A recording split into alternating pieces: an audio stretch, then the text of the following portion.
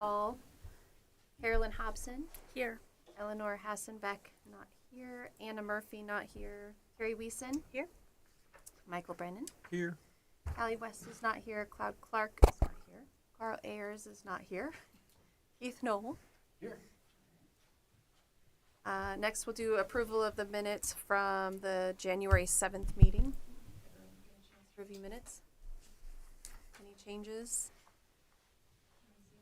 I do not. I will make a motion to approve. I will second the motion to approve. Minutes are approved, and then we do have public comment for non-discussion items. Do we have anybody here that would like to speak? Nope. Okay. We'll move on to discussion items, which is the Birth Advisory Committee training. Thank you, and I'll do a quick introduction. First off, you all are on committee, so I want you to know we truly appreciate you all providing your time to the town and, with the overall goal of benefiting the town in some way. So I also appreciate everyone's flexibility with the way the meeting's set up today during the Port Committee night, and we are trying to always improve our onboarding process with board members, committee members, and we know not everyone comes in with experience on committees, and so this will likely become a yearly training, and we'll figure out how to do this a little, better in the future trainings, and maybe there's pizza and stuff involved. So, but for tonight, I appreciate everyone's flexibility. And so with this, we have Tammy Tenoy in here. She is with SERSA, and I'll let her explain what SERSA is, and it's a resource the town works with. And she is going to lead you through this committee training presentation. So, thank you. All right, Keith, thank you very much. And thank you very much to the Port Committee for hosting the first training of this kind. I very much appreciate everybody's attendance here, and I hope that the training will bring you some value. And I would love to hear your feedback, either, live right now as we go or afterwards, in terms of what content you might have found valuable, where I could have maybe skipped or gone a little bit more quickly through, etc., because I think your feedback will be very, very valuable as we continue to develop this kind of training. If it's okay with you guys, could we just go around the room? I know you've got nameplates, but tell me again your committee and how long you've been working with the committee, and any other board, committee, or commission experience you might have. So maybe we'll just start at this end and then just kind of sweep around. Okay, my name is Carrie Wiesen. I'm at 1103 Wilshire Drive in Berthoud. I've been on this committee, the Port Committee, a little bit over a year, probably maybe a year and a half. I don't really know if it counts or not, but I'm a vice president of HOA up in Estes. Okay, yeah. That's my only other committee experience. Great. I'm Carolyn Hobson. I've done 4 years and then just renewed this fall. I'm on the Port Committee. And I'm the president of the Berthoud Schools Fund, so we host the Berthoud Bash. So cool. Not really the same, but similar. I'm Lauren Roth. I've been on the committee for 4 years, and I'm working on my 5th year.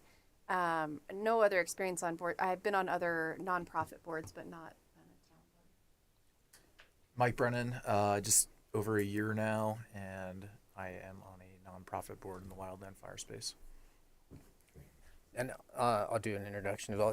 Keith Noel, I'm our town's public works operations manager, and I'm the Port Committee staff liaison. Paul Furness, I'm the town forester here in Berthoud, also the open space supervisor. I have been working with the tree advisory committee for 5 years now as the staff liaison to the tree advisory committee. Randy Neese, I'm the secretary for the Berthoud Tree Advisory Committee. I think about 4 years. Kathy Mitchell, also on the Tree Advisory Committee, and probably close to 5. I think I started when you had Rick Kirkab, the Tree Advisory Committee chairperson, beginning, I think, 3rd year now. Danny Wendia, Tree Advisory Committee Vice Chair. 1 year? A little over? Less. Yeah.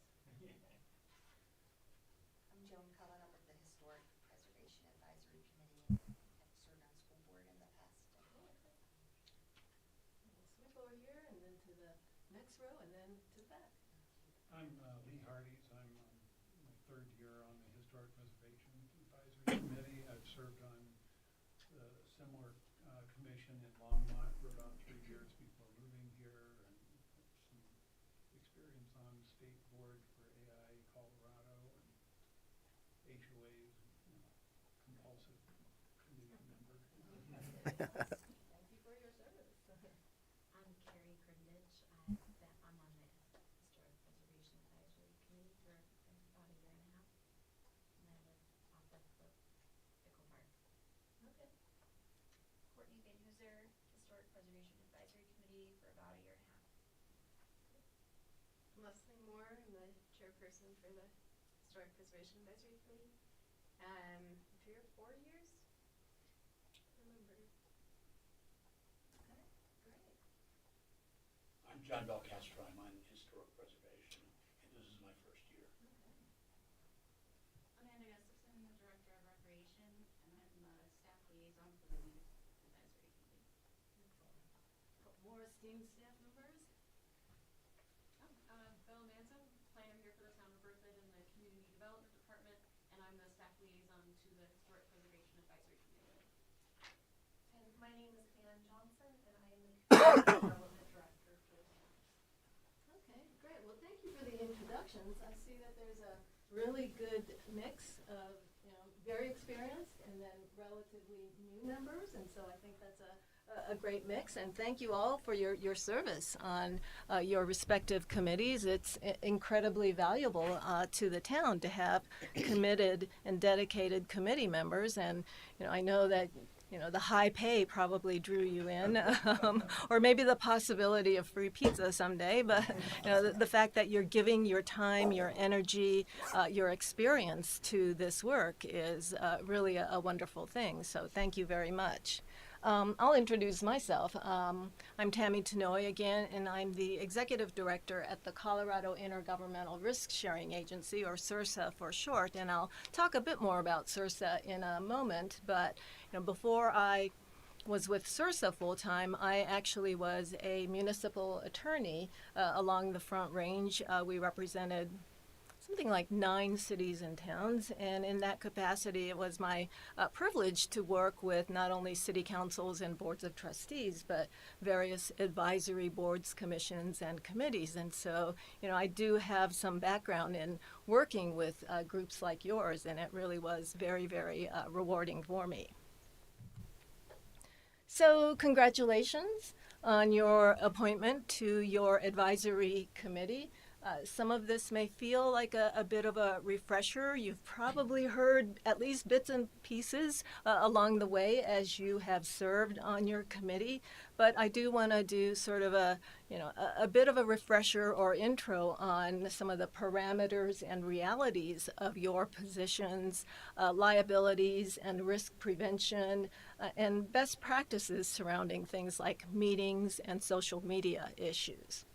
So this is a training resource only. You guys have a wonderful town attorney, and of course your town attorney is the town's legal advisor, and so whatever your town attorney says is always right, and anything I say by way of training is always wrong and must defer to the town attorney. So that's my standard disclaimer. We do have an elected officials page on the CIRSA.org website. And it's kind of a misnomer because I think many of the resources do translate well to the work of boards, commissions, and committees. So I would invite you to take a look at that in your leisure time. It is open to the public. It's on the public-facing side of our website. And so I would invite you to just kind of wander through it as a potential resource. So what is CIRSA? Sometimes I'll go through a training like this, and that will literally be the only question I get at the end, which I hope is not the case tonight. I love to be interrupted with questions or comments or pushback or whatever it is you'd like to add to the conversation, so please do that. But CIRSA is the town's public entity self-insurance pool, which is kind of a long way of saying that we are your partner in risk management. So we provide liability, property, and workers' compensation coverages to our members. Members can pick and choose between property and liability and or workers' compensation. And we also provide a variety of associated risk management services, of which I consider, this kind of training to be one. So that's kind of our role and our relationship to the town. I do view the town's leaders, and I view all of you as part of the town's leadership, as really a critical part of risk management. I think you kind of sit at the very top levels of the organization, and so whatever you do really can spread throughout the entire organization from a liability standpoint. And so, I really do appreciate the opportunity to speak with leaders within the town about things that are associated with liability and risk management.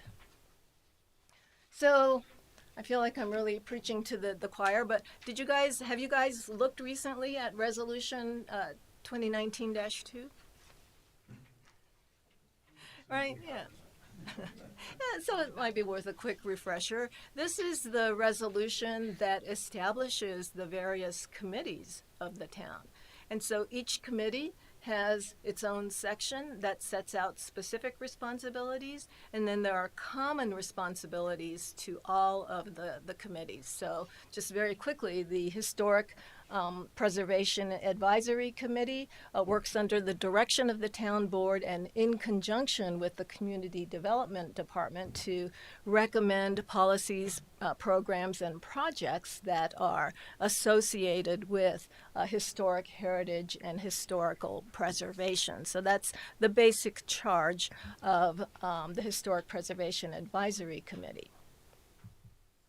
The Port Committee works again under the direction of the town board and in conjunction with the Parks and Rec Department to recommend policies and programs and projects to the board that are designed to foster a diverse array of parks, open space, trails, and recreation assets, and to promote the utilization of those assets. And then the Tree Advisory Committee, again, under the direction of the town board and in conjunction with the Department of Parks and Rec and the town arborist, to recommend policies, programs, and projects to the board that are designed to foster and preserve and promote the health and expansion of the urban forest within the community. So super, super important functions of each of your committees in terms of the recommendations you make within your respective purviews. And then there are some provisions that apply to all of your committees, and I'll go very quickly through some of those, but I know you've got copies of the PowerPoint, so I would ask you if you have a pen or pencil to make one correction here, and that's on the very bottom couple of lines, in which I say that the town's code of conduct applies to committees, and I will say technically it does not, because it applies to boards and commissions, while you guys are a committee. Right. And so strictly speaking, under a lawyer's interpretation, and I guess I still am a lawyer, but it does not technically apply, but I would say that the spirit of the code of conduct really should be understood and taken to heart, because that's really sort of the guideline that the Board of Trustees has set in terms of what it envisions as good parameters of conduct for its boards and commissions, and I think so therefore you guys as well, even though technically not applicable. So each of your committees does meet periodically with the town board. Is that something that you guys do on an annual basis or thereabouts? Okay, yeah, it's important to kind of keep in touch. And of course, does each committee have sort of a town board liaison member as well? Yeah, so that's another way in which you kind of make sure that you maintain that liaison role. And then there are some restrictions around members of each committee. And so no member of the committee, no individual member of the committee is permitted to negotiate on behalf of the town with any outside agencies or individuals regarding, any matter that could come before the town or the committee without the express prior written consent of the town administrator. And that's super, super important, right? Because when you say, well, you can't negotiate, doesn't that somewhat imply a lot of other conduct that potentially could be looked at, cross-eyed? Right? So you may be saying, well, strictly speaking, I'm not negotiating, right? I'm just chatting with outside agencies as an individual board member. I'm just asking questions as an individual board member. It doesn't say that, right?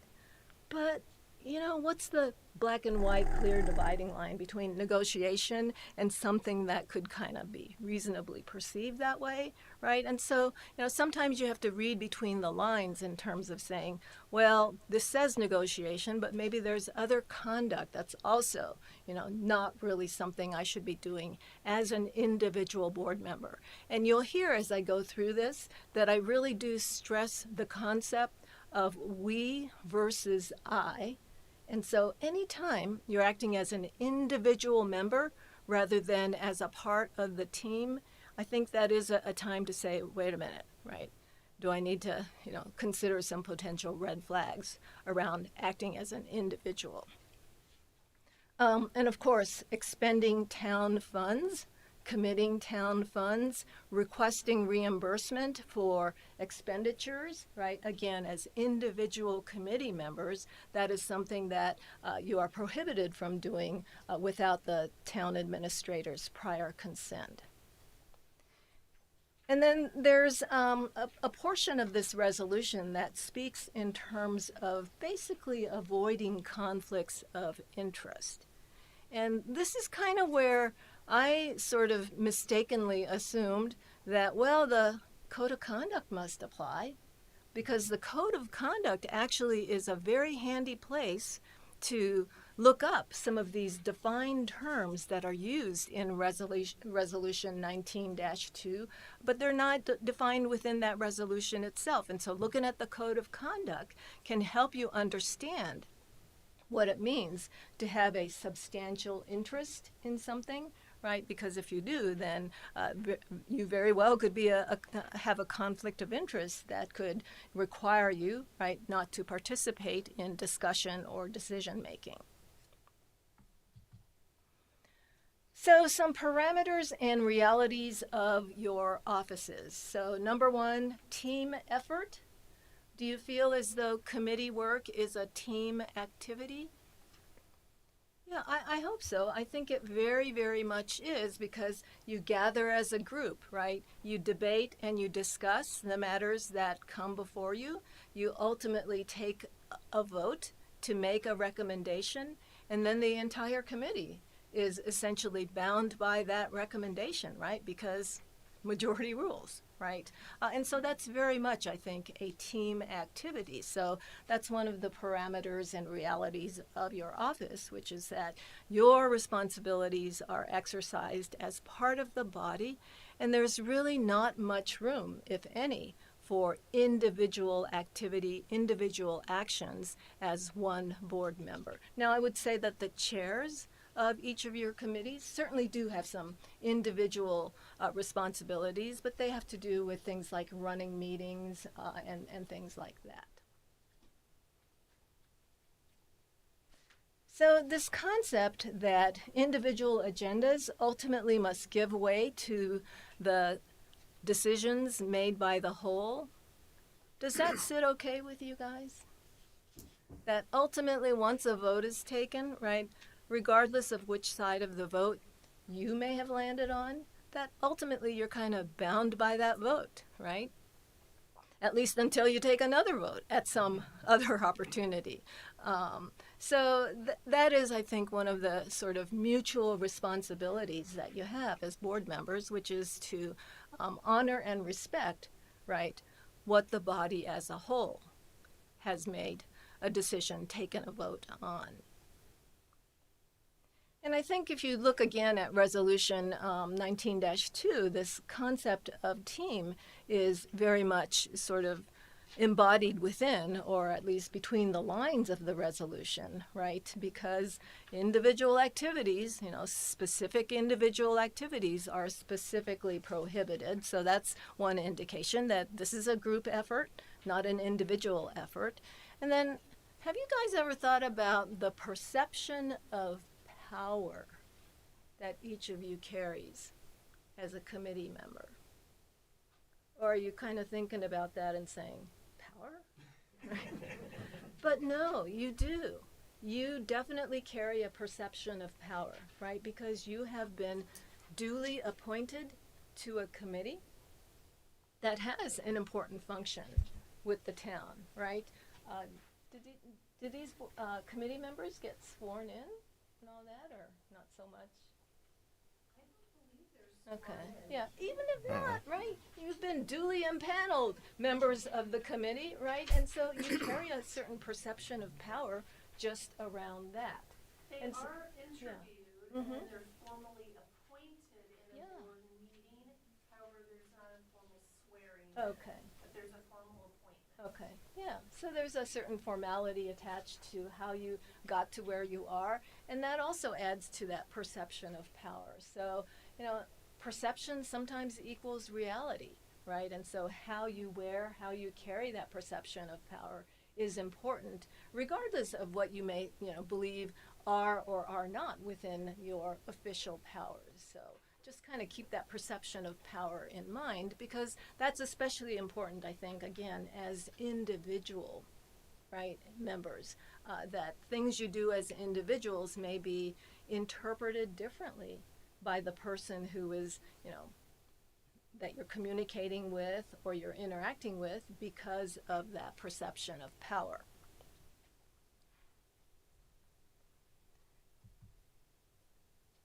So actions are taken and recommendations are made in the collective we. That's part of the team effort concept. And so it's really important that everybody familiarize yourselves with the applicable formation documents for your your committee, and again, kind of see where those individual responsibilities are. Not many, other than, right, come to meetings, participate, debate, discuss, vote, and that's kind of about it in terms of your individual responsibilities. So, some bodies that vote on things have this thing called a dissenting vote. Have we seen that on some certain bodies, like courts maybe? Right, where you see like, okay, well, 3 people agreed, and then there was a concurring vote, and then there was a partial concurrence and partial dissent, and a couple of dissenting votes. Does that get really, really confusing with those kinds of entities in terms of where do you guys actually stand, right? And so, yeah, some bodies, like courts, have that as part of their tradition and part of their process, but the concept of dissenting vote doesn't really exist at the committee level, the board and commission level. It really doesn't exist at the board of trustees level, right? Because, again, everybody's bound by the decision of the whole. So kind of think about your conduct. If you ever end up on the, what I might call the wrong end of a vote, right? Whether it's 5-2 or 6-1, if you're the 2 or the 1, right? Kind of consider your own conduct and ask yourself, am I acting like I have a dissenting vote here, right? Because it doesn't really work, and it really tends to kind of fragment the message that the board as a whole is trying to make by way of its recommendations. Does that make sense? Okay. So you guys make recommendations to staff initially, or sometimes it's the other way around, but ultimately you make recommendations to the town board. Is that correct? Have you ever faced an instance where, as a committee, you guys were so excited about making a particular recommendation to the board, only to have the board greet that recommendation with cold shoulders? Has that ever happened? Maybe even hypothetically it could happen, right? It could happen. What should you do in that instance? Go away mad? No, please don't. All of us who have been on city and town staffs are like, we feel your pain, right? Because we are in that position all the time, aren't we? Staff members, right? We make recommendations. Maybe it's to a department head, maybe it's to a committee or commission or board, maybe it's the town board, and boom, we get shot down, right? Do we go away mad? Well, maybe we mumble a little, right? Maybe we go home and talk about it a little, but no, we come back, right? We come back ready for more. And so I would ask you, right, if you ever are in this position where your recommendations, your dearly, discussed and debated and voted upon recommendations, if they're ever not accepted, right, by the town board, brush it off, move on, look for a future opportunity, because that's kind of the nature of the beast, right?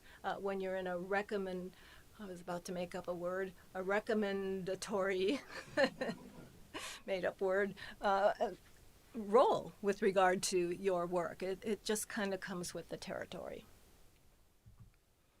Rules of procedure. So my understanding is that at least at the committee level, you don't have formal written rules of procedure or rules of order. Is that right?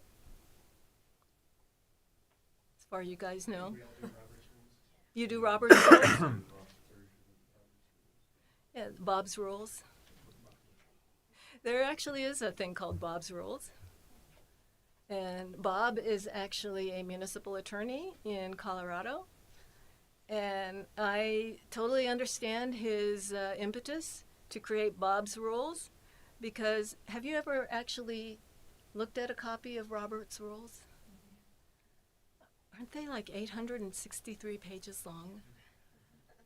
You're like, do we really need 863 pages, right, for our work? And so, yeah, I think it's a good teaching tool, but is it a good sort of practical, right? I need to look this up, right? Whereas it's on page 600 and I have a bookmark at page 652, right? So it can become very unwieldy. And so as you think about rules of procedure and whether it might be a good idea to have them, then Bob's rules, I think, are a pretty good starting point. You can always borrow from other groups. Everybody's got their rules of procedure, rules of order online, and so you can borrow and adapt as you see fit. But if you want to look at Bob's rules, cml.org is the place to look for them. But, regardless, I think there ought to be a mutual understanding for each of your committees in terms of things like, how do we get stuff on the agenda, right? Who does that? Is it staff? Is it the chair, right? Or if we have an agenda set for one meeting, how do we go about adding items to the agenda, right? Either now or in the future. There ought to be sort of a mutual set of understandings and expectations around that. The chair has a very important role, and so there should be sort of an understanding and a mutual pact around the role of the chair, right? And letting the chair be the chair. That isn't always easy. I hope in each of your committees that there is an honoring of the role of the chair, but I don't always see that happening, right? Where it's like, chair schmear, we don't need that, right? And then suddenly this meeting is kind of, has gone off the rails. So how to deal with a conflict of interest? What is the process for disclosing, right? And then recusing yourself, and then not participating in the discussion or voting? And how do you make sure that that appears appropriately in your minutes later on? So things like that, I think, are valuable to kind of set out. The process for discussing an item on the agenda and then bringing it forward for a motion and a vote. Because does this get somewhat confusing at times, right? It's like, do we make a motion and then have a discussion? Can we have a discussion prior to making a motion? Can we do both, right? Whatever you guys want, but if there's a mutual understanding, I think that makes life a whole lot easier for everybody. And what do you do if you find that after discussion, you discover that the matter is not quite ready for a vote yet? You want to put it aside, think on it some more, maybe request additional information. Do you guys have a process for that, at least informally? Do you table the matter? Is that what you would do? Right, things like that you could set out in a pretty short set of rules of procedure. Another parameter and reality of office is liability and lawsuits. I guess I would ask you, as advisory committees, does that ever enter at least the back of your minds? Not so much? Yeah, and I think that's sound. What's that? Not till now. Ooh, sorry. Yeah, now you're going to stay up at night cursing me. I apologize for that. Well, you know that municipal government is a pretty frequent target of lawsuits, right? That's kind of our lifeblood at CIRSA. We're here to defend you in your lawsuits, right? So, hey, I say bring them on. And I would say for the most part, it's the Board of Trustees, right? It's certain of your departments that are out there doing stuff, right, actively. And I'm thinking of activities like what? Law enforcement, right? Very top liability area, right? And kind of understandably so, right? It's a risky area of service. But community development has been known, right? I'm not saying necessarily here, but around the state, community development planning and zoning, right? Board of Adjustment has been known to attract a lawsuit from time to time, right? So there are entities within the town that do need to be very concerned about liability risks.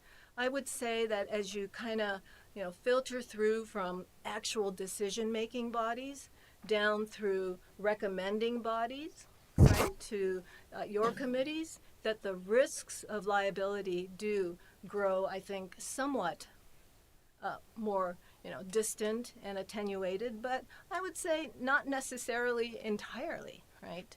But the fact that your activities are, in fact, advisory does help, I think, keep you from attracting lawsuits for the most part. But I think you probably do want to know, am I protected if there's ever a claim or a lawsuit against my committee or against me as a member of the committee? And I would say, I'll give you the lawyer's answer. It depends. There are some good protections under state law for what are considered public employees of government. And believe it or not, under the State Governmental Immunity Act, right, you guys are probably considered public employees. And so you've got sort of the rights in terms of getting a defense through the town, right, and having any judgment or settlement against you paid by or through the town. So you do have those protections.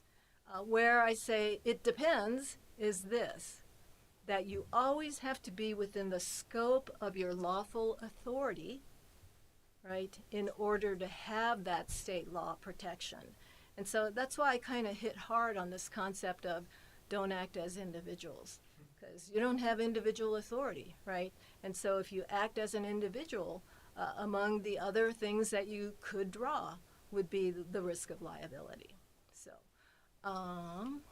and then the other big no-no around state liability protections is acting in a willful and wanton manner. Do those terms automatically, intuitively make sense? Not so much, right? Willful and wanton basically means that you acted in a manner that was practically calculated to harm, right? So your conduct could be characterized as deliberate or malicious or vengeful, right?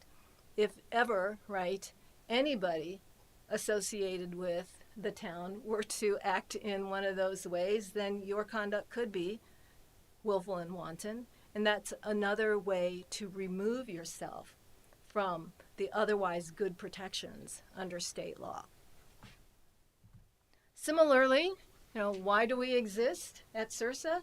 To protect public entities like the town and public officials like each of you, right, in appropriate circumstances when there is a liability situation going on. But almost just like the Governmental Immunity Act, our insurance protections apply only when you're within the scope of your authorized duties and also not acting willfully and wantonly. So we kind of mirror your state liability protections and say, if you don't have those state liability protections, sorry, you don't have insurance coverage either. So,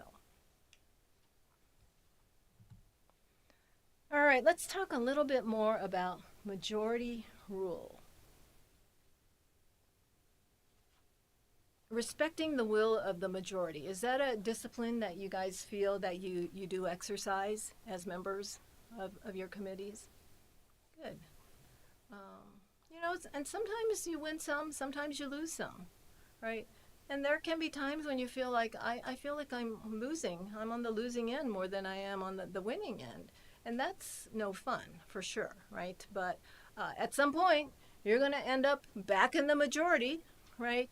And when you're back in the majority, you would be like, well, I wish you would honor the wishes of the majority, right? You wouldn't be, standing on the other side going, oh, why can't we have minority rule sometimes?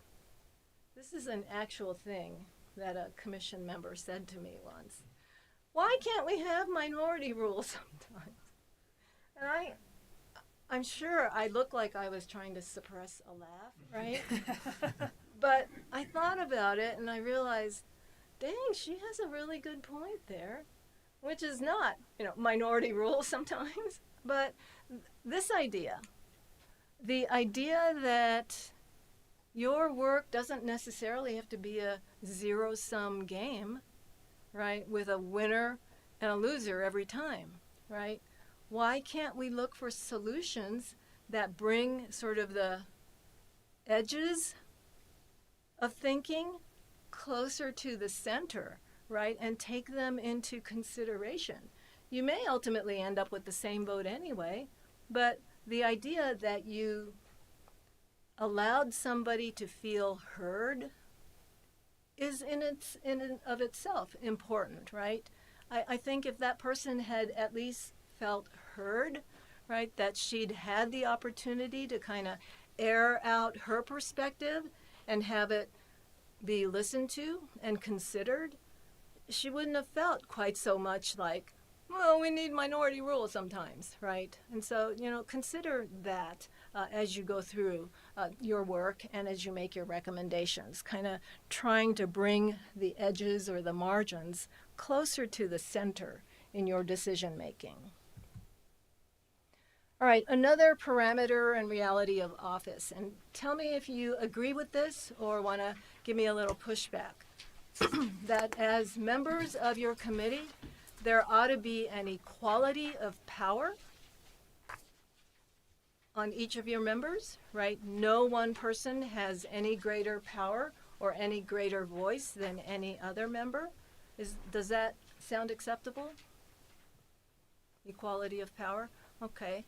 Is a logical corollary of that equality of information, right? That each of you should have, insofar as it's possible, right, the same basis of information upon which to arrive at your decisions.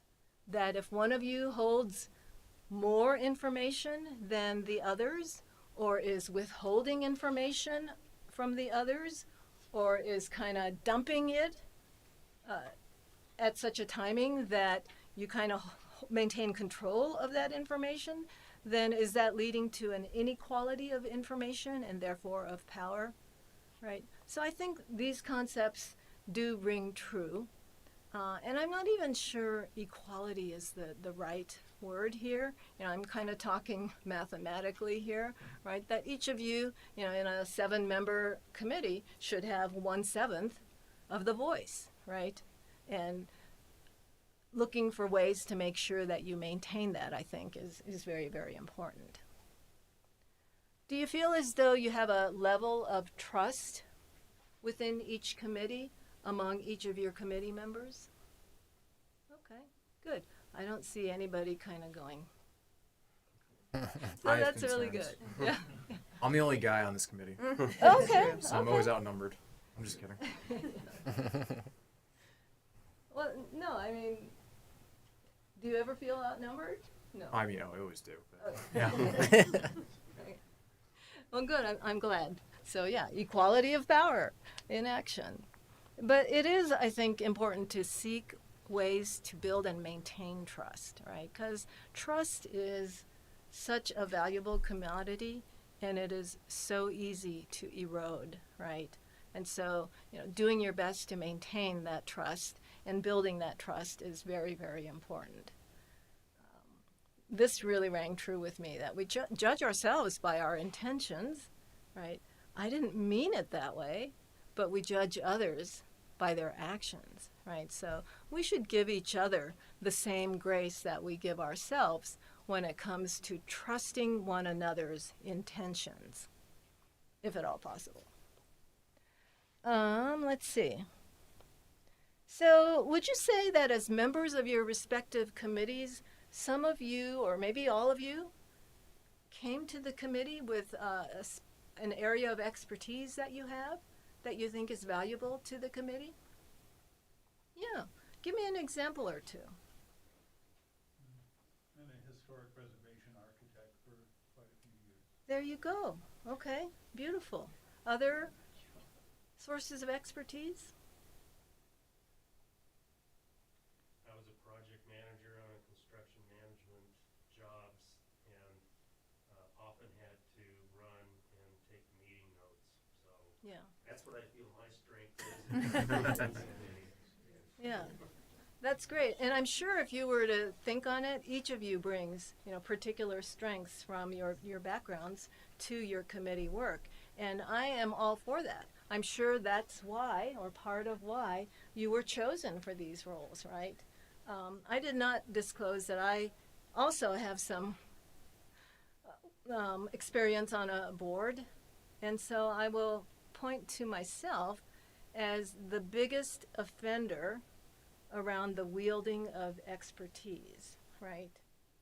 So you can choose to use your expertise as a resource to everybody, or you can wield it, right, to try to grab more than 1/7 of the power, right, or more than 1/7 of the information. In my case, it was the board of directors of an animal shelter.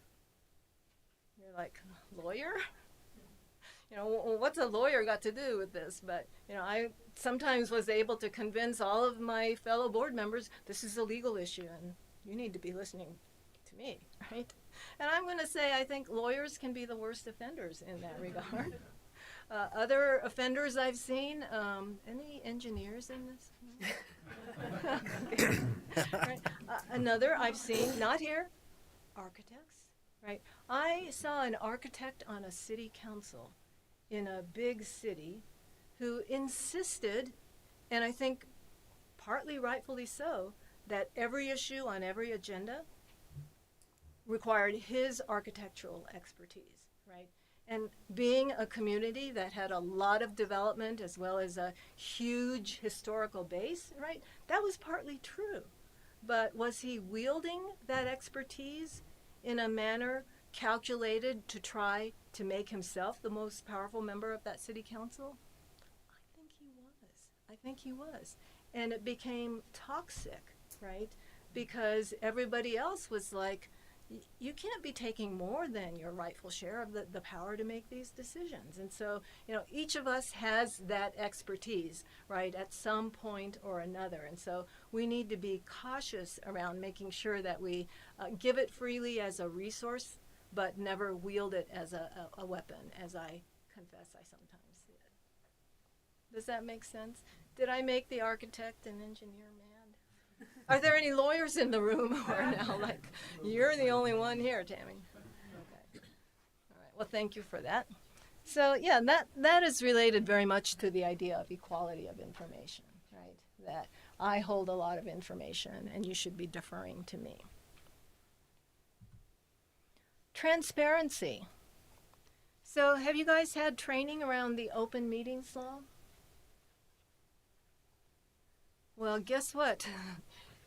It applies to you guys. The open meetings law, the Sunshine Law of Colorado, applies to city councils and boards of trustees.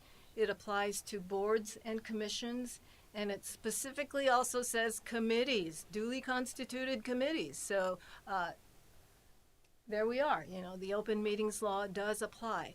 And this is one of those laws that is calculated to ensure transparency to the public, which I think is a very worthy goal. Do you guys agree? Right, transparency, very, very important in municipal government, and honoring that transparency is a great way to maintain credibility, right, among the people that you serve. But not honoring that transparency is a sure way to erode that trust. And parts of the open meetings law, highly non-intuitive, okay? So one of the things it says is that anytime 3 or more members of a committee or a quorum, whichever is less, anytime that magic number, well, are all of your boards and commissions 7 members? Or 7. I don't know, 4 to 7. I'm not sure. Yeah, okay, yeah. Anyway, it's 3 or more or a quorum, whichever is less, okay? So anytime 3 of you are gathered together in any setting, there's this kind of backwards route by which the open meetings law can become applicable. So we're gathered today deliberately, right, as members of 3 different committees. So this was a deliberate gathering, and Keith made sure that the meeting was properly noticed in accordance with the open meetings law, right? But what if 3 or more of you just showed up at the local coffee shop? Could that become a backwards meeting? It could if you discuss public business, right? So it's 3 or more or a quorum, whichever is less, gathered to discuss public business. So that can happen deliberately, as it's happening here today, or it can happen inadvertently because 3 or more of you showed up somewhere and the topic turned to the business of your committee. And in that case, right, Keith would not have had time to post notice of this impromptu gathering, and therefore, oops, open meeting law violation. So that magic number really does need to be kept in mind if 3 or more of you find yourselves together in the same place. It's like, well, let's just not talk public business is the answer to that. So I don't think this would happen at the level of committees, but what if you were to say to yourselves, well, 3 or more is the magic number, right? So what if just 2 of us gather? Is that okay? It's less than 3, right? And then we'll just kind of have a chain of meetings where it'll be 2 by 2 by 2 until all of us have been, right, included. But none of those 2 by 2 by 2 meetings involve 3 or more. Is that okay?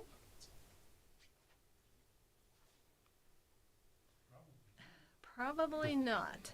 And here's why. I mean, you know, laws have a letter of the law, and they have a spirit of the law. And I would say at a minimum, highly frowned upon because you're doing in a serial fashion what you're not allowed to do openly with a proper gathering. So I would say don't do the serial meetings. Those are problematic as well. Also, what if you were to say, okay, well, we're not going to meet and gather at all, whether it's 2 or 3 or more. We'll just discuss it by email. Is that okay? The chairperson will send out an email to, right? Is that all right? Are you avoiding an open meetings law problem that way? No, you're not. Because oddly enough, again, non-intuitively, email is considered a meeting, right? Because essentially it is, right? 7 of you are discussing things back and forth, even though you're typing and you're not actually face to face. So that can constitute a meeting. Do you guys email each other though? Never? Not much? Okay, good. If you do email each other, keep it high level, like housekeeping matters only. If it's a substantive matter of town business, then keep away from it and defer that to an actual meeting, properly noticed. Yeah, and I'll just say that's probably the only time the first time I had with a port group, 5-6 years ago, I can't remember, but I sent out the agenda, and then members started commenting on the agenda and the email right away, and it was like everyone needs to stop talking right now and save it for the meeting. So that was an easy one. Those new members and figuring it out. So yeah, yep. And then similarly, once you start typing stuff, right, texting or emails or whatever, it becomes a written document, right? Electronic, but still a written document. And then suddenly the Open Records Act kicks in. And anybody can ask for any record of the town, right? And unless there's some exception, they are entitled to it. So your emails, etc., are subject to the Open Records Act. And so you don't want to type anything that you wouldn't want to be disclosed in public. And Tammy? Yes. So that could be a text from your personal phone, that could be an email from your personal computer. Good point.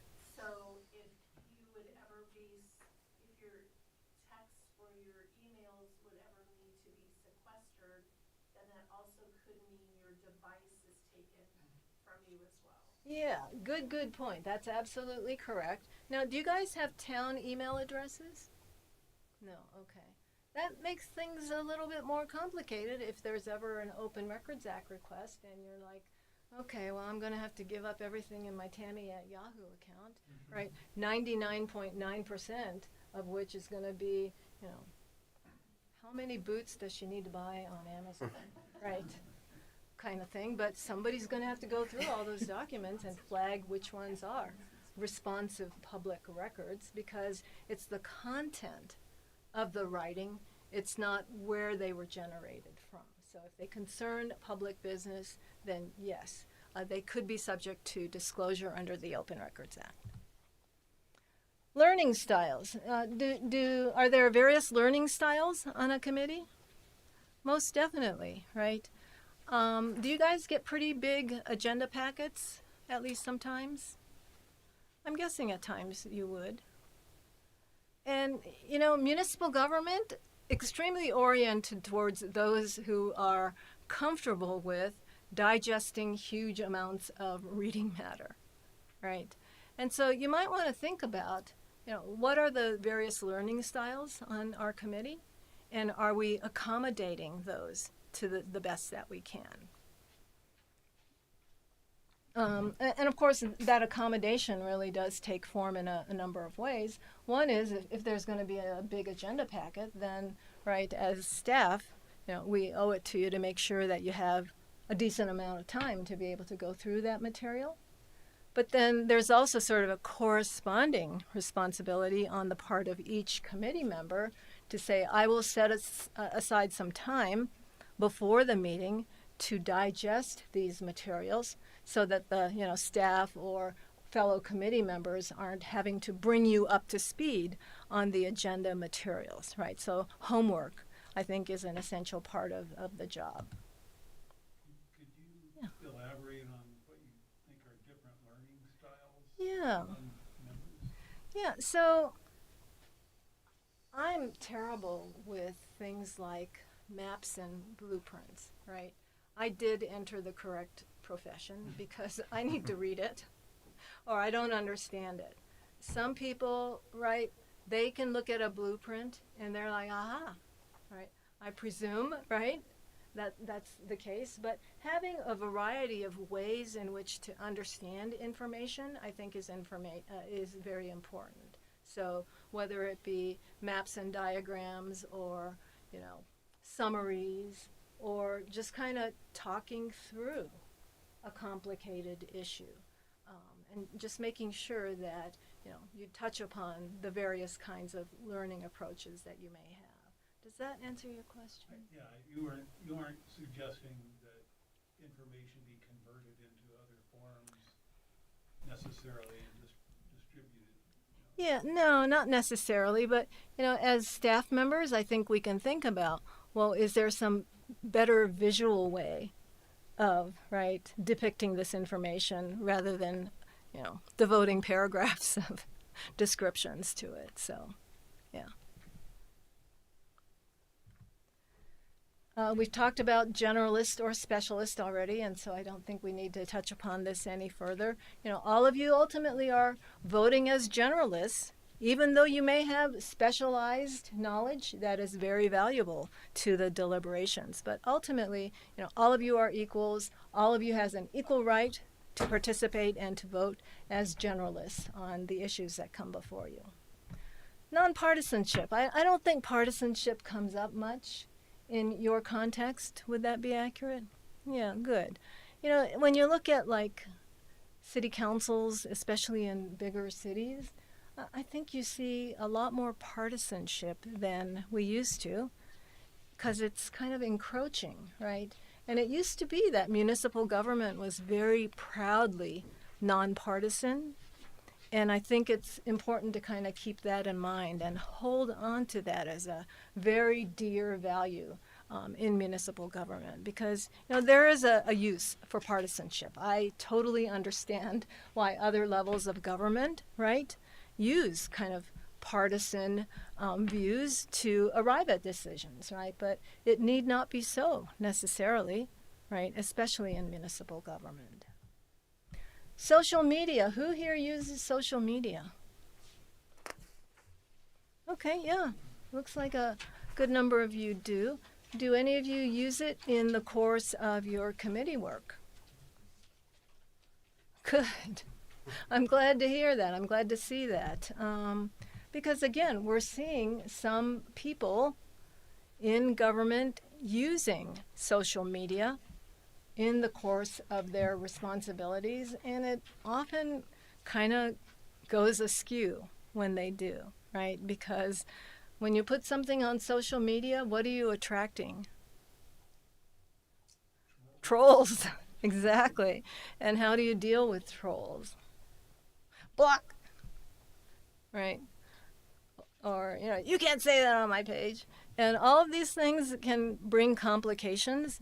And depending, again, on which level of government you're in, they can bring things like litigation.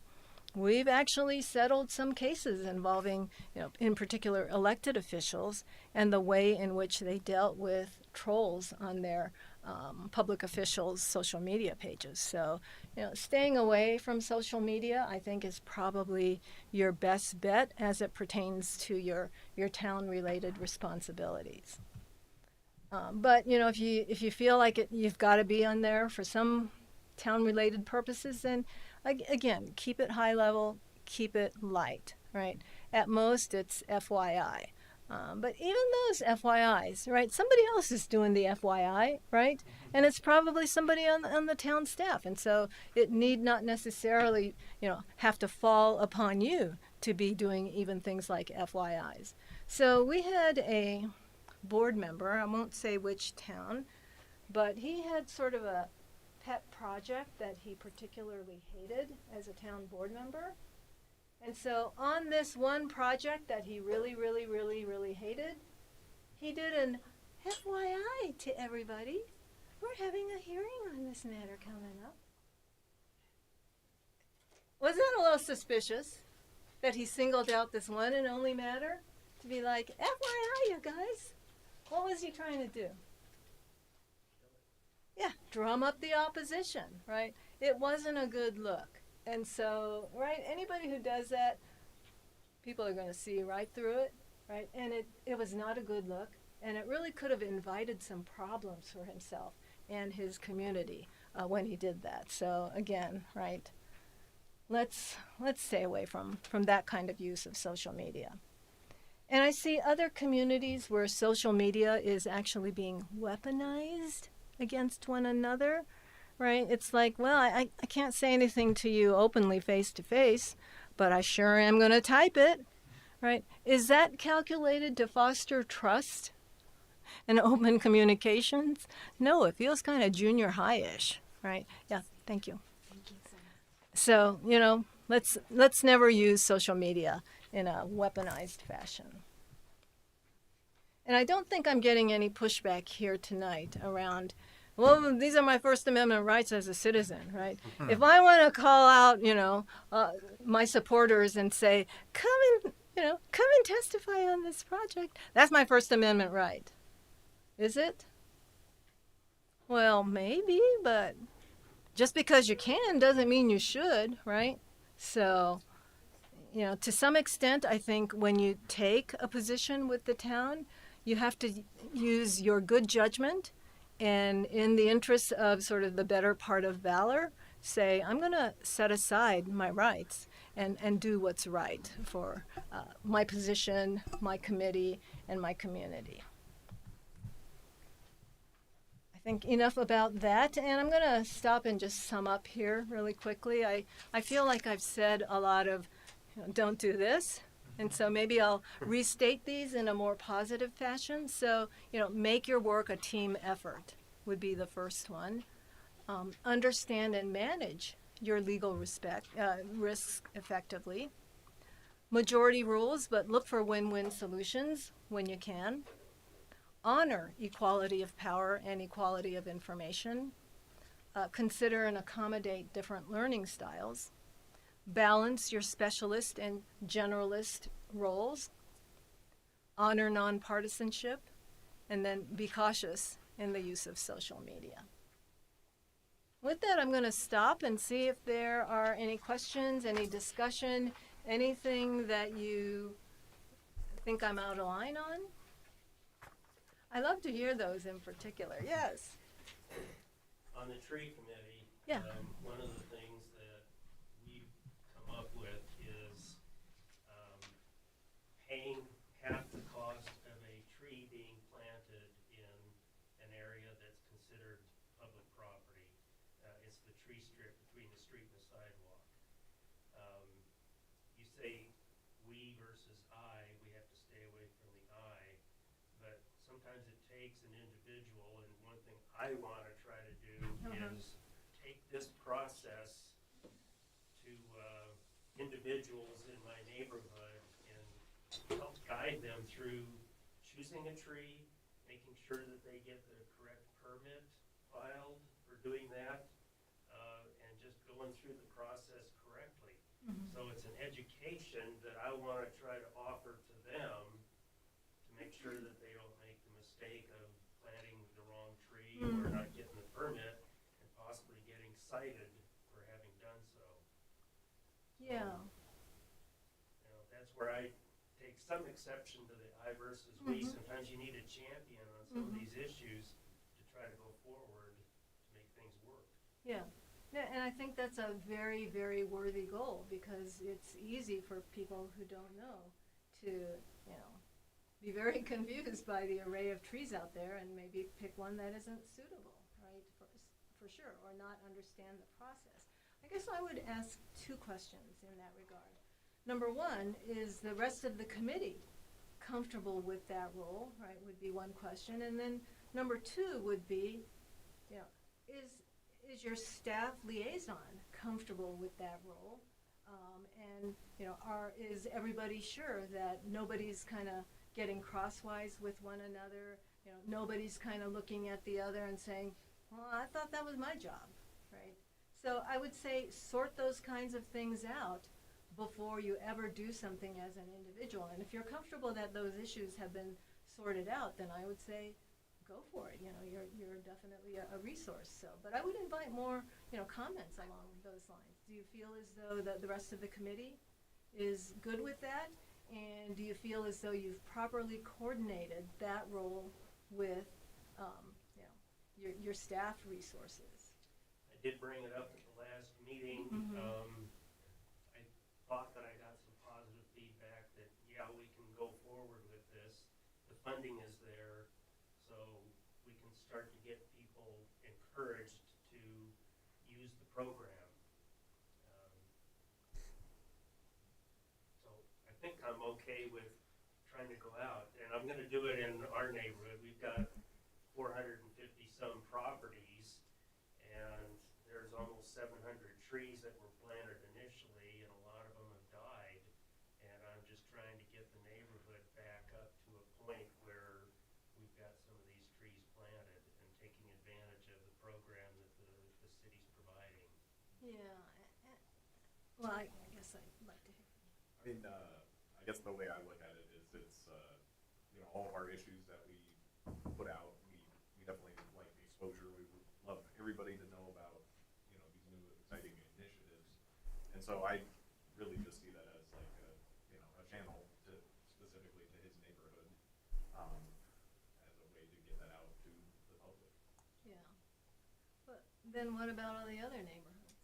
Well, that's the thing, is if it becomes successful in my neighborhood, there's other locations that don't have an advocate like me that I might try to go contact their neighborhood to see if I can't advance that program. I can think one in particular, I won't name it, but it's up along Berthoud Parkway, and yeah.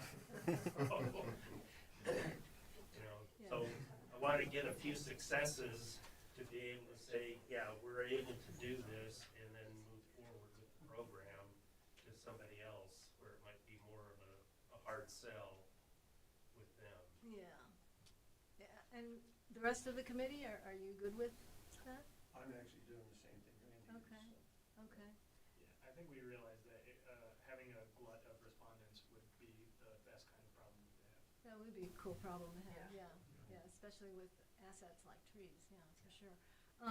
But I mean, as committee members, it's not like you guys were appointed from wards or districts within the community, and so it's not like you represent, right, equally every area of the town, right? So I guess I'm saying all this by way of being a little bit nervous, because go back to resolution 19-2, right?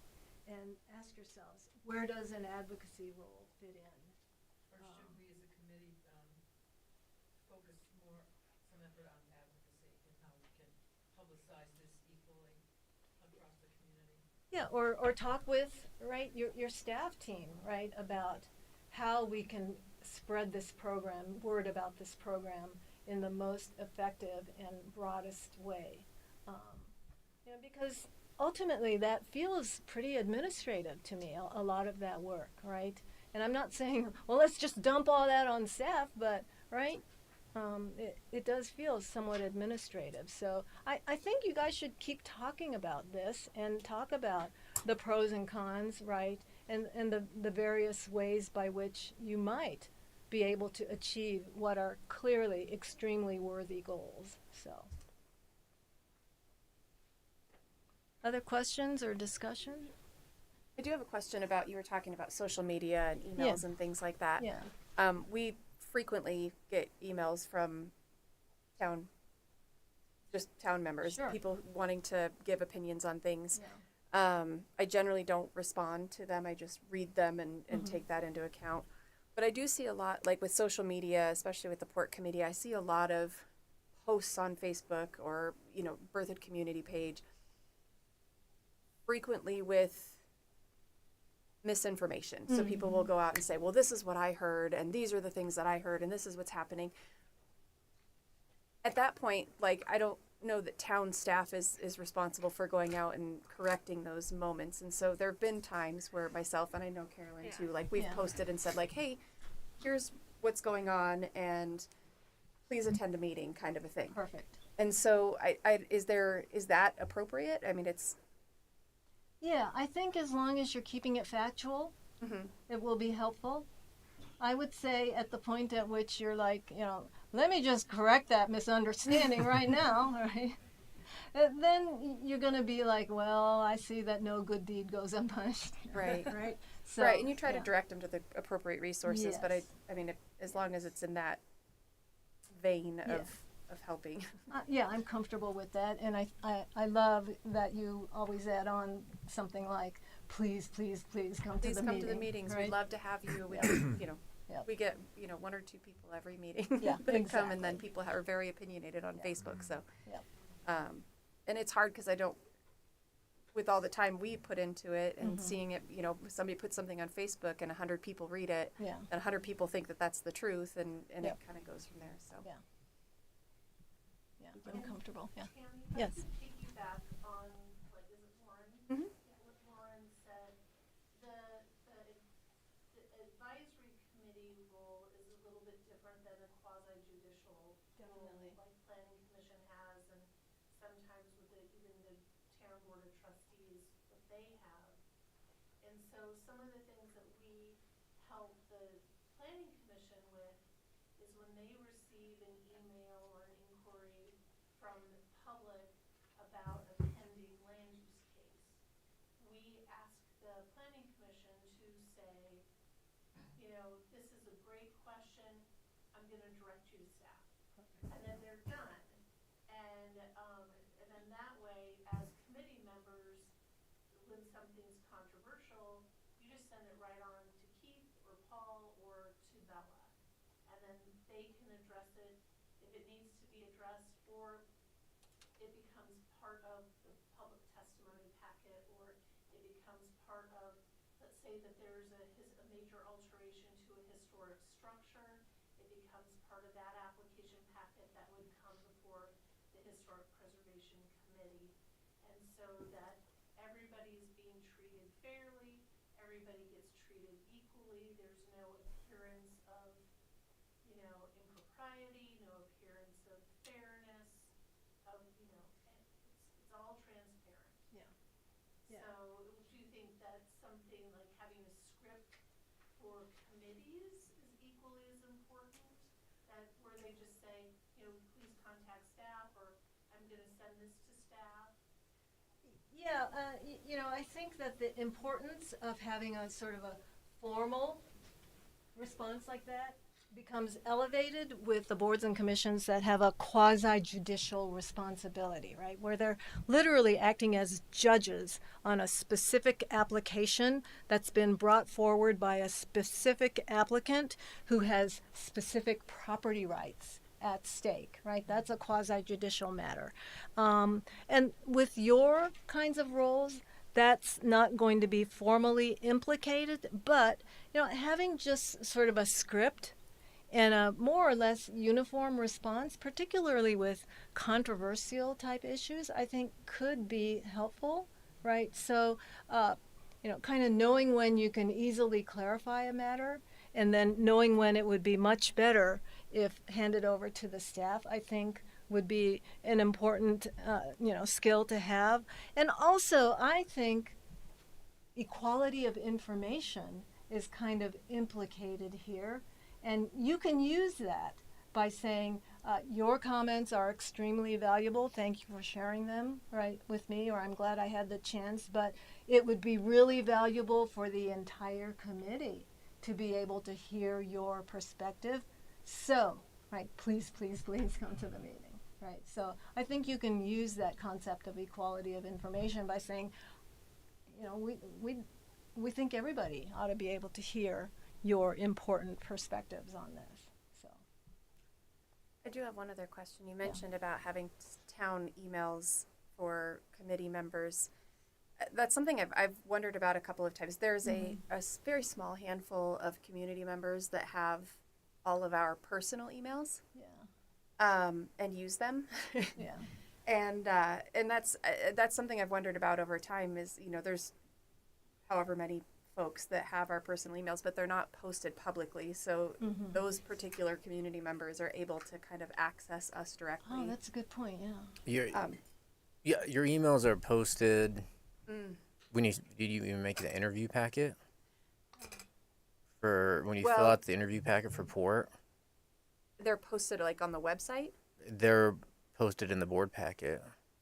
The particular person I'm speaking to was a board member, and so that's Mhm. how he had access to our personal emails, is my suspicion. I don't know that somebody's going out and finding our port application packets and pulling our emails off of each one, but with the, like you were talking about, with the information, access to information, would you suggest having town, is that even a possibility? Well, I guess to me that's more of a technical resource issue for, you know, the town administration to be able to sort out. I would say that as one who can, you know, gleefully disregard the practical issues around, you know, the town email system, I would say it's probably optimal to have a town email from a couple of standpoints. One is, you're right? Only a privileged few, right, either know your email address personally and or have, you know, the sort of wherewithal to be able to find it. So that's one. Another is this idea of carefully being able to segregate official emails from your personal email to make it easy for everybody, right, the town and you included, to say, well, here are the documents that are responsive to your Open Records Act, and we can confidently say that without going through your Gmail account, because we know that you exercise great care to use only the town's email address for town-related business, right? So from those standpoints, setting aside, right, the very real practical issue of, you know, the town's email system, I would say it would be really cool, right, if committee members, do commission members have town emails? Planning commissioners just received town emails last year Okay. for the first time, and I do know that town trustees do. Yeah. We have a brand new town attorney, and I'm just adding it to the agenda to talk to the town attorney about what they think about committee members. Yeah. So I've got your back. Okay, cool. Great question. Other questions or discussion? I just want to say I'm glad this is happening. You know, I've been on this committee for 4.5 years and was never informed of any of this. Luckily, I think I've followed all the rules. But some of it, like, I genuinely didn't think it applied to us because we're not elected officials. We don't have any voting power. So I think it's overdue for sure. And going forward, this definitely needs to be, this information needs to be given to new committee members. I don't know if it is now, but it certainly wasn't. Yeah. Well, thank you for that. I'm actually going to go back in time on the email thing. Uh-huh. So, at least speaking from the rec side of things, you know, you get a lot of folks that are express interest when it hits Facebook, and you know, it turns into the viral post with all the comments. I think we all have dabbled on Birth of Community at some point, so you know, sometimes it's like, sweet, let me get a beer to go with this. But thinking more so along the lines of, like, I'll use the Richardson Pool as an example. You have a lot of families that are interested in these things and they want to have their voices heard. So I think if we were to have town email addresses, and I know, don't hate me because I'm going to add an email address to your daily lives, but it would improve access for folks like families and such that just don't have the time and the means to get to these meetings just because of when they're held. And that may allow them to actually feel like their voice is being heard rather than at the 11th hour when, you know, decisions have already been made or motions have been passed forward and, you know, now everyone's getting wind of it and now it's hitting the social media. And instead of actually going, okay, hey, we're at this point, we're now moving forward in this direction, it's all of the, well, what about this? What about that? I didn't feel like this was heard. And I think that may just improve access. Yeah, I think that's right. And, you know, that's kind of a dual-edged you know, issue. It brings its blessings and its curses, and I think you know, part of the increased inflow of information would mean that, you know, the things Anne talked about in terms of having protocols around that information become, you know, that much more important as more information starts to kind of pour in. So, but you know, it may be that the good outweighs some of the challenges of having a greater flow of information. So, anything else? Kind of procedural questions on the emails. We have outside activities from the meetings. So we'll get emails about who wants to volunteer, what time, that kind of thing. And it ends up being 3 or more almost all the time. That's just considered housekeeping, then, is that right? I would say, yeah, that's housekeeping. Yeah, it's like, you know, who wants to volunteer for, or is this meeting time going to work for you? You know, keep it at that level, and I think you're good. Another one is with the minutes meetings, and maybe this is just standard in that, but it'll go from our secretary, takes notes, and then he'll compile those and send it at this point to the chairperson and to Paul. Now, is there supposed to be, I'm assuming that's just fine, but is there supposed to be maybe more access to those notes or something before they're officially considered minutes? I don't feel that way. I feel like your notes belong to you, right? Although it raises an interesting question around Open Records Act issues, so, you know, just make sure you don't mind having your notes be requested, right, as an open record. Yeah. But yeah, I mean, in terms of the process you described, I guess I don't have an issue with it. Do you guys? It's like just a checking in. Yeah. I mean, they're on their way to be on the next meeting Yeah. to be approved. It's just like a little sidestep where it's just like, here's the meeting. Yeah. But I just want to make sure somebody doesn't come up and say, hey, wait a minute, this should have been in the notes, or this was ignored or something, which we cover that in the meeting to do that, but maybe outside in the public, would somebody have the right to say something like that? The minutes are there for you all, right? Primarily as sort of a record of your actions. And then to the extent that you guys want more than just a record of your actions, then to include that.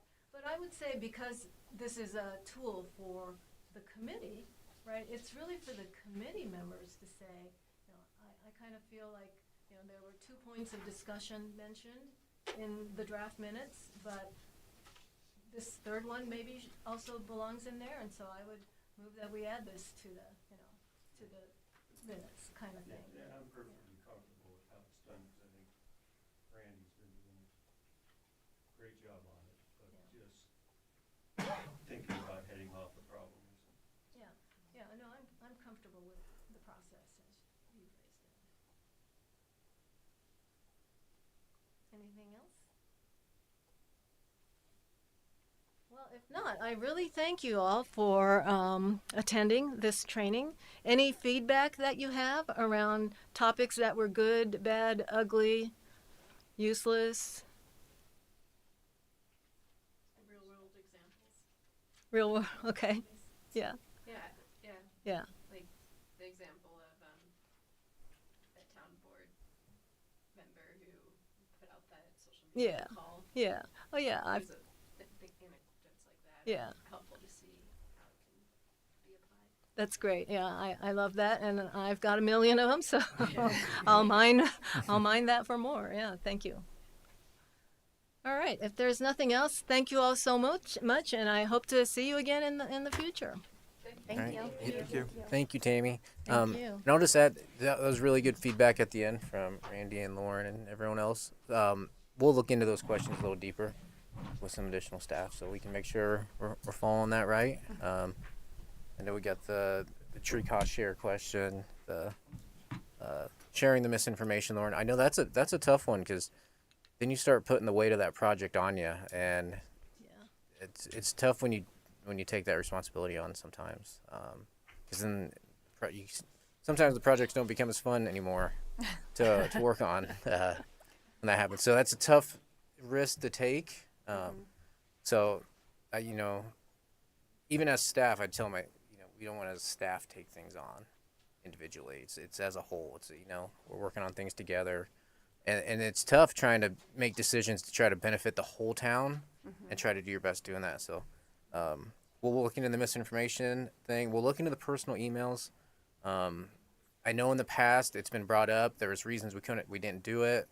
There's cybersecurity stuff and things like that that go on, and just having the staff available to make new emails because some of these boards, I mean, we're pretty much interviewing for board committee members throughout the year, and it was committees coming on, off, things like that. So I know that was brought up in the past, so we'll look into all those. But very good. I really appreciate y'all coming. And to I this feel meeting like today. it's changed, right? Like when you like Port used to meet. Well, I'm sure everyone did probably in that little boardroom, and yeah, probably never had the public. Like it's become a lot more public facing and a lot more involved, and certainly Port has been more controversial. And, you know, like so it's just different than it was when the committee was first right. established. So I was just alarmed when I got, the first unhappy email to my personal email address because I didn't realize that they had access to my personal email address. So it was a little bit of a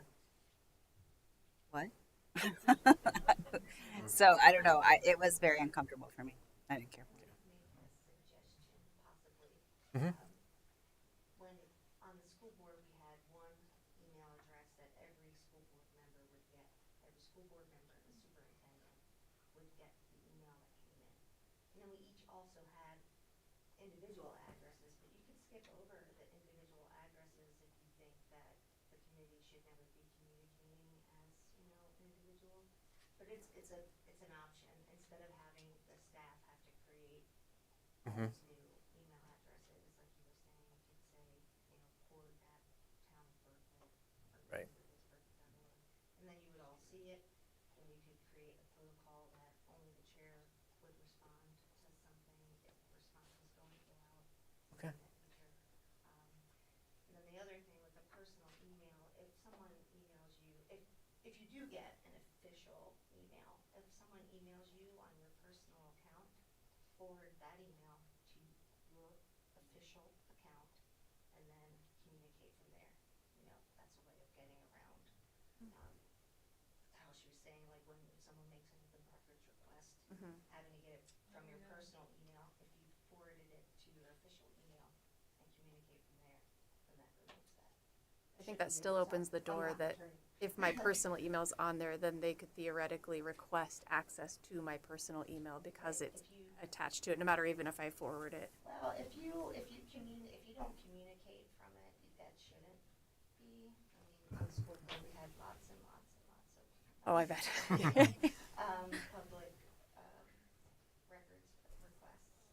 So you usually save yourself that. Do that. But again, I'm not what you said. The town attorney, I'm just giving some from my No, I think that's some great experience to share. When you said, so like the chair was the only one who could email, was that like set up, that was just the rule? Like only this person's allowed to actually email back, or was it set up somehow in the system? No, so we would all see it, and then we had our own email addresses. Or sometimes people would email you on your, like, my Joan Cullen at Patrick Shovel, they would, email me on that. What we did was we would have a retreat every year. We come up with our, the terms don't escape me, basically our protocols that we wanted to come up with, and that's what we all decided as a team, is that, only the board president is going to respond to people to keep things neat, so that you don't have a bunch of people talking about things. Of course, that didn't always, sometimes people will say, what do you think about, I want an answer from you, and so it can change. Okay. For something like this, I think it might make sense to have only one person responding. Yeah, I just didn't know if it could be set up in the, like, I'm just bringing up an example, like Michael writes an email like, hey, this is Lauren, but it's really Michael. Right. Yeah. On the And board email. how do we, yeah, I didn't know if that If the case. chair responded, then it would be coming from, like, your Keith effort, that it would be coming from you. Oh, okay. You Understood. would see that it was coming from you. Understood. That makes sense. I'm not also a tech person. Okay. I just know that I would get every email that someone wrote to the general email address. I would see it. Okay. thank you. All right. Fort Collins is a good example of that. I can send you the link. They have like pre-built distribution lists for each one of their boards, Okay. where it's essentially like a blast to that mailbox, and then it hits everyone that's on that thread.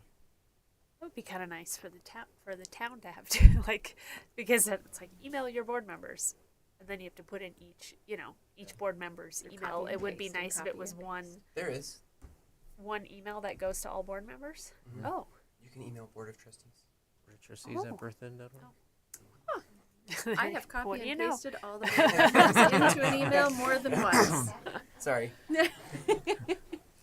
Carl knew, he just didn't want to Goes- tell I you. know, he's like, I just record all the keystrokes and I can just see everyone. Oh, click, copy, paste, copy, paste. I know. Well, it has been a deterrent. There's been times where I'm like, I don't want to do that. Yeah, that's why we don't tell anybody. Yeah, right? All right. That's it. So we got to finish our meeting up. You guys are welcome to stay. You guys listen to the updates if you want. But thank you. Is there a... Yeah, right there. Oh, it just Board of Trustees at bertha.org. It's listed on the same page with all their pictures. who knew?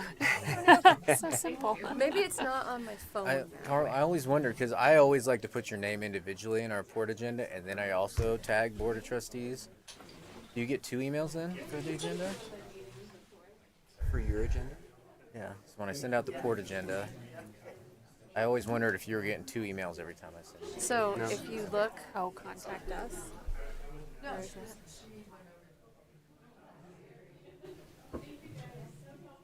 Oh yeah. No, yeah. I mean, I didn't Because know it used to be that their existed. email addresses were listed below their picture. Oh, Do you yeah. remember Yeah. that? That's how it used to be. Fort Collins has them built as just like PDLs Yeah. for each Because board. then I would take each one. and So- Right, yeah. scroll If through. we've got somebody that's an IT This is person, it's pretty straightforward to create a PDL for each one. Okay. Permanent distribution list. I mean, I don't Okay. really want another Yeah. email address. I can send you an email. I Though. haven't worked with that before. Very much. Old school would be called listserv. Yeah. That is. All right, so we can move on to staff updates. Okay, let's see what I. Well, to wrap up this meeting for you all, so we do want to make this a yearly thing, for all the committees. Meeting wise, it made sense to do it during the port meeting today, and then HPAC actually met at 5:30 today, and then they just came down. So we'll figure out how that works. What I didn't get enough in there. Well, CIRSA, CIRSA helps us make sure we're doing things right. So like when laws and stuff change, we get updates. They provide trainings, all from HR to street marking and signage. Like they bring people in to train us and be like, okay, these laws changed last year. You gotta follow. If someone submits a claim to the town, say they fell on some property in town, and that person submits a claim, CIRSA then investigates the claim, and they actually interrogate us pretty good on, like, what is this? Why didn't you do this and that? And they also, they work with the person that submitted the claim to get all the details and facts. So, they just always make sure we're doing things right. They inspect our properties sometimes. Safety manuals that they check. So that's what their program is. And then Tammy's worked with. Have you been with the town board? We've gotten them before yet. Yeah, and planning commission. So trying to figure out. I don't know if the best thing to do for a new port member coming on in October is to be like, okay, sit through a couple meetings and then we'll do the training so you can kind of see what we're doing now, or if it's like, hey, right when they join in October, we're in training. Well, can you at least, give them this? I mean, I feel like Right. they That's should what at we're least, putting. have this to review, or even, I don't know how it works, but,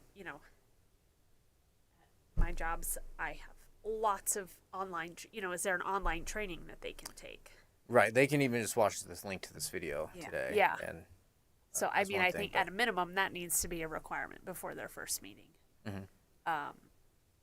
And then if the training is done annually, I mean, I guess the question would be, do you want a training to take up, you know, One of our when meetings. typically we meet 10 times a year?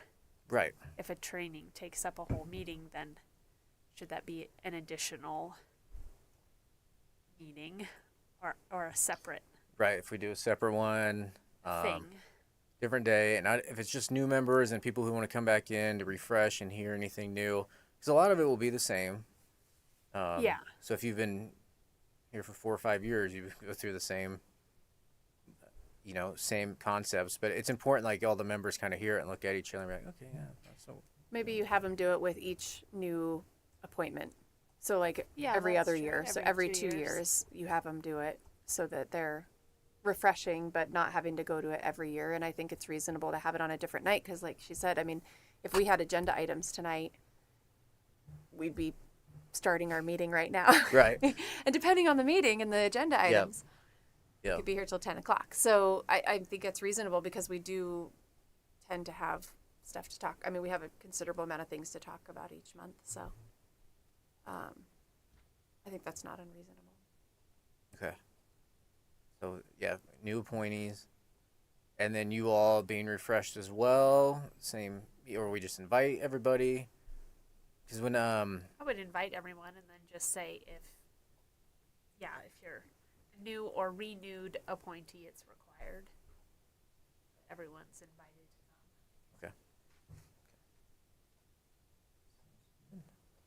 to come. Okay, more updates. We have to do the annual port committee report. Listen, What did you say? Did you say listen? I said nothing. Nothing? Yes, we do. Am I having to do it for 2024, 2025, and? Yeah. Because I've been the chair and I've never done one. We did. You wrote one. Perhaps. I believe you wrote one before. And I don't think I ever got put on the agenda.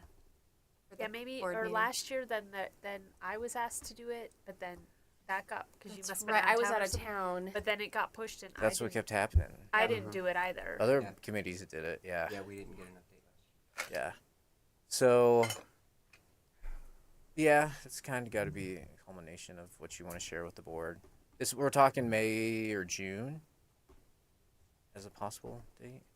Okay. I'll send you more information on that. Do you want to summarize the last 3 years for me? You just need, GPT. 24 and 25. Yeah. I'll put all the agenda topics Okay. down Armory down from those there. years. Jaskowski. Jeskowski. What do we do with Jaskowski? Hey, we've actually made a lot of progress on that.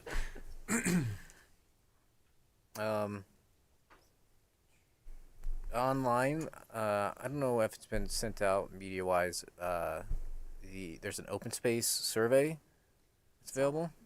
And that's again, it's listed in there, but just getting the word out. We've partnered with Colorado Open Lands to better understand the conservation priorities along the Little Thompson River corridor. So we're seeking input from as many people as we can get on that.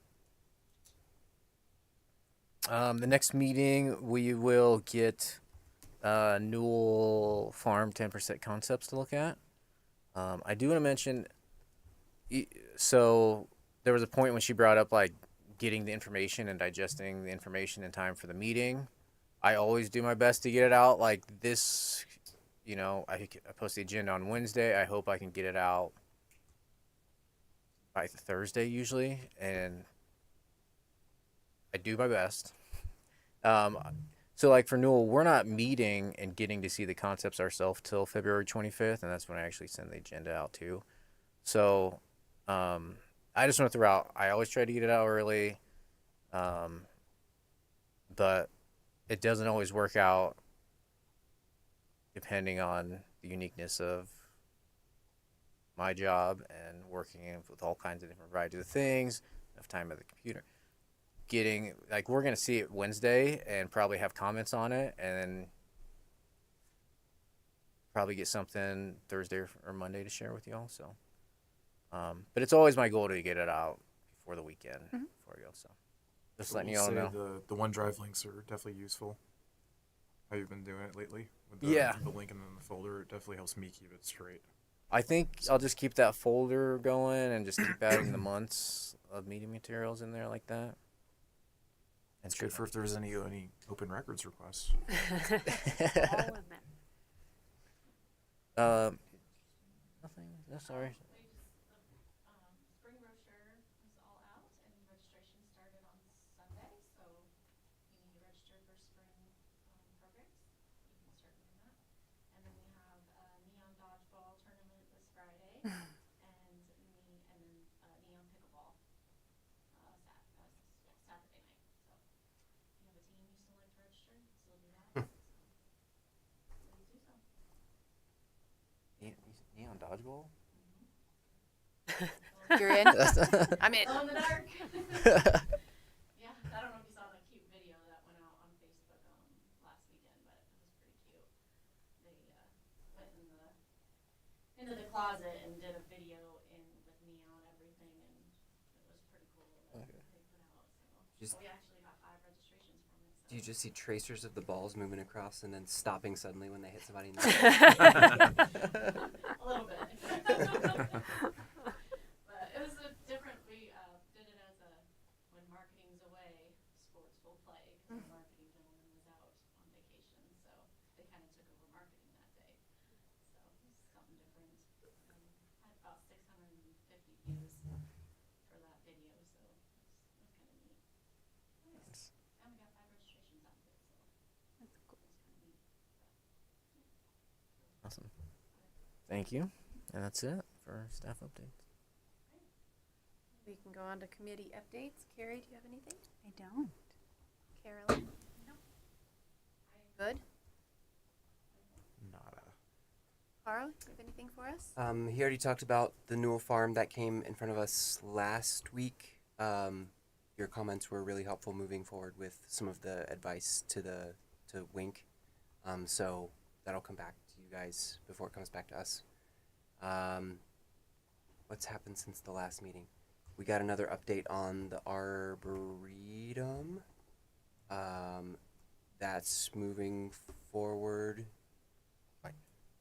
We're gonna.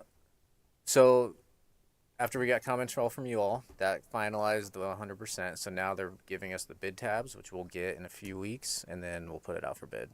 So hopefully end of March or end of February, early March. Put it out for bid. It'll be out for bid for a month, and then we'll come back with some prices to the board. Yeah.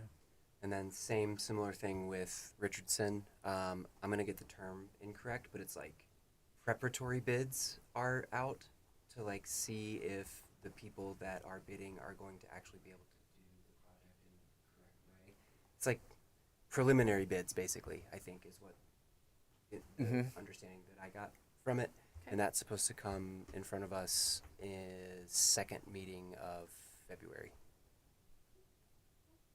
Do you know, which maybe you don't know the answer to this, but given the timeline of how things for Richardson are going, if board members chose to put it to a vote, like put a bond on the ballot, do you know what the deadline for that is? Ooh, I do not. It's at this point it's going to be close. Yeah. I'm not I sure don't if know. I'm not sure if it's 30 or 60 or 90 days. For some reason those numbers are sticking in my head, Yeah, but I I mean- do not know.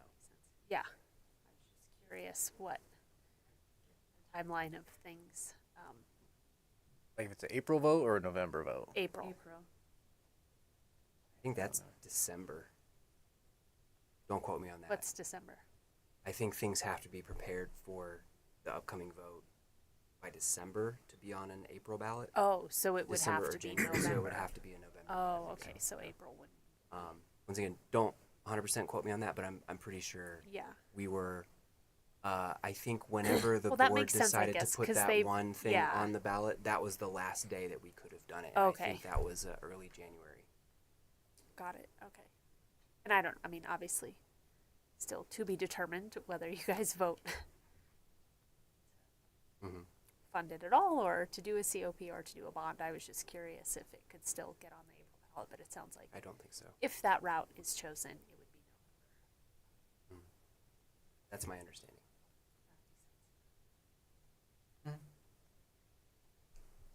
That was it. Sorry. That's yeah, and that's a good. So yeah, that the Richardson update. Yeah, we're getting these contractors are bidding not on complete designs right now, right? So they're gonna, like with the rec center, we brought a contractor on about 60% designs because then they can help refine the designs and you don't have all those issues with the contractor. So they're gonna share, yeah, what they think they can build the park for. Okay. That's what the plan is for that. And when do you expect to have those back? Did you already say that?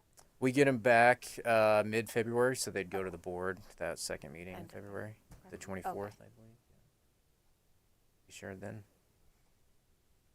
Sounds good. There's no other updates. Adjourn the meeting. Can I get a motion to adjourn? I will motion. And a second.